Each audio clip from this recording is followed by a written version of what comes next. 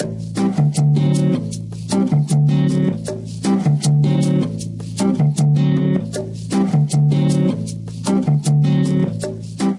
this tutorial, I'm going to show you how to insert an image into the header and the body of a page using the HTML align attribute in order to align the image properly. I'm also going to show you how to change the page layout using the Css Styles Panel. Inserting images and graphics in Dreamweaver is relatively easy. Once you place an image on a page, you can always edit the properties, the text, the width, the height, any of those certain things, alignment, all down here in the properties toolbar. What we're going to do is insert an image in this placeholder right here. I have this selected, so therefore it's showing me the properties for width, height, and other things down here in the properties inspector. So we can tell that the width is 180 and the height is 190. In addition, it tells you up here. We're going to change this image now by double clicking on the placeholder. We're going to change it using the banner 2 image. And obviously you can tell that the height and the width is relatively different. It also shows you indication down here in the properties inspector. We're going to move right along. Now, as a best practice, it is great to enter alternate text down here. That's what the ALT stands for. And it's seen when the image is not visible. So if a user is on a website and that image is not showing up for them, you can mouse over that image and it tells you what it's supposed to be. Let's enter the alternate text here, and we're just going to say it's the green start banner. Something simple. And I'm going to click enter. We're going to adjust this width up here shortly. We're going to make those adjustments.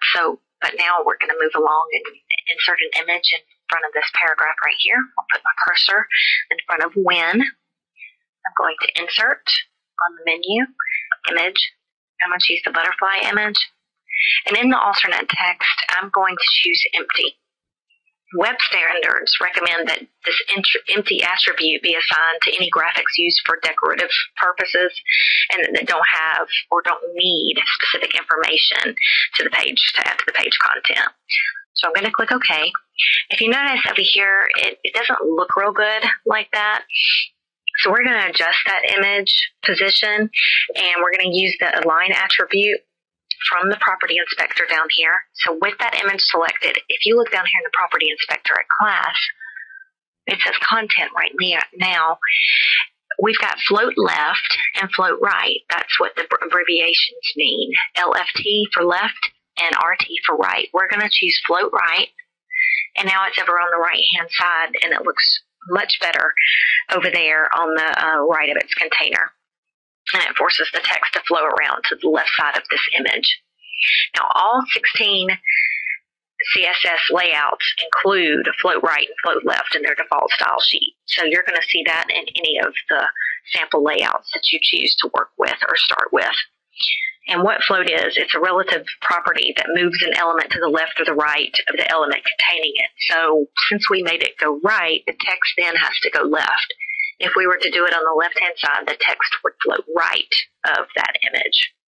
We're going to save this file now.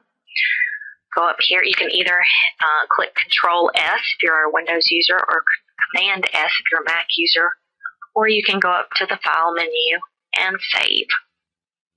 As I mentioned before, you notice how there is still some green space up here. We're going to change that green space for the predefined page width. And to do that, we're going to go over here in our CSS Styles panel. And I want to be able to see the properties. I don't want the Files panel to cover it up. I'm going to take and drag and drop my panel, dock it over here.